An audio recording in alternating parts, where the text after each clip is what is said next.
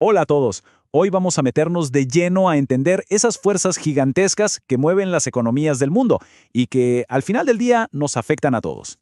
Vamos a arrancar con una pregunta que seguro más de uno se ha hecho. ¿Qué es lo que provoca esas crisis económicas tan fuertes?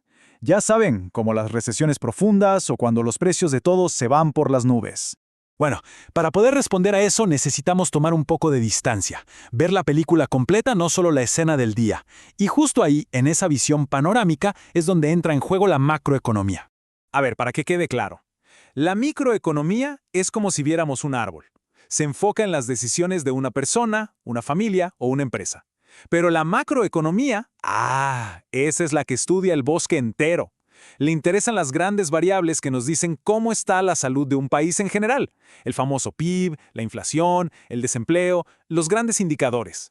Miren, como bien dijo el famoso economista John Maynard Keynes, la economía no es como una receta de cocina que se siga al pie de la letra.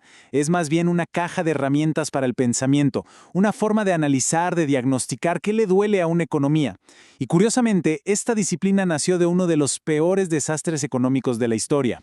Sí, la macroeconomía no apareció en un salón de clases así como así. Nació por pura y absoluta necesidad, en medio de una crisis brutal. Antes, en el siglo XIX, se pensaba que los mercados eran mágicos, que se arreglaban solos. Pero claro, llegó 1929 y la Gran Depresión, y esa idea se hizo añicos. El desempleo era masivo, la gente sufría, y las viejas teorías no tenían respuestas. Fue entonces, en 1936, cuando Keynes lanzó una idea que lo cambió todo. Oigan, el gobierno tiene que meterse, tiene que intervenir para manejar la economía. Y esa idea, con sus debates y todo, sigue vivita y coleando, sobre todo cuando vemos las respuestas a crisis más recientes como la del 2008 o la de la pandemia. Ok, ahora hablemos de uno de esos monstruos económicos que la macroeconomía busca entender y, si es posible, domar: la inflación cuando se sale de control. La inflación, en palabras sencillas, es cuando el dinero cada vez compra menos cosas. Ese es el ladrón silencioso que va mermando el valor de nuestros ahorros y de lo que ganamos, poco a poco, casi sin que nos demos cuenta.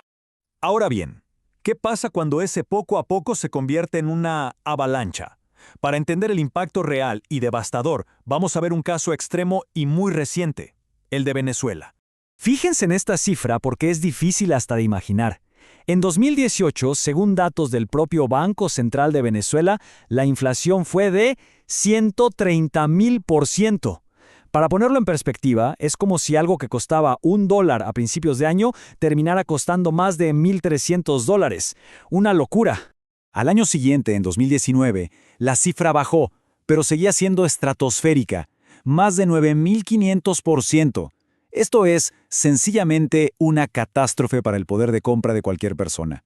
A esta situación tan extrema se le conoce como hiperinflación.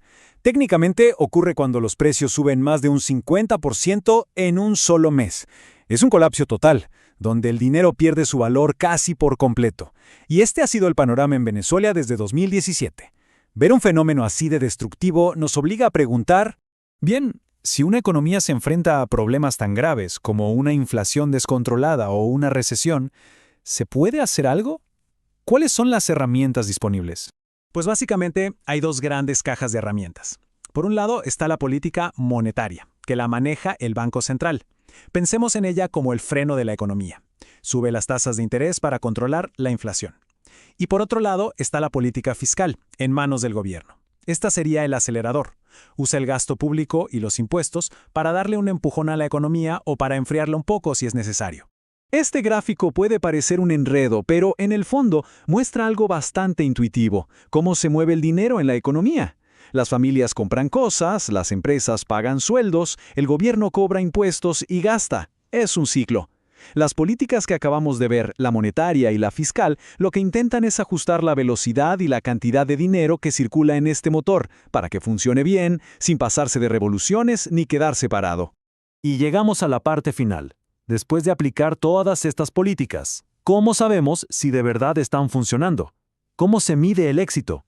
Aquí hay que diferenciar dos cosas que a veces se confunden. Una es el crecimiento económico, que el país produzca más cosas, que el PIB crezca. Pero otra cosa muy distinta es el desarrollo económico, que es un concepto mucho más amplio y para muchos más importante. Se trata de que la gente viva mejor, de que mejore la salud, la educación, la calidad de vida en general. Y para medir esto último, el desarrollo, las Naciones Unidas crearon el Índice de Desarrollo Humano. Este índice no solo ve el dinero que genera un país, sino que también se fija en la esperanza de vida de su gente y en su nivel educativo. Volviendo al caso de Venezuela en 2019, por ejemplo, estaba en el puesto 113 de 189 países en este ranking.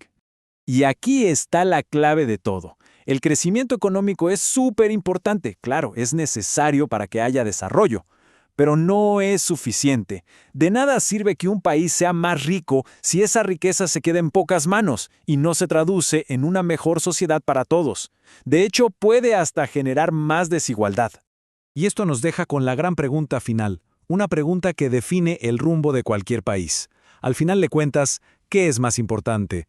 ¿Tener una economía cada vez más grande o construir una economía que sea mejor para la gente que vive en ella? Ahí se las dejo.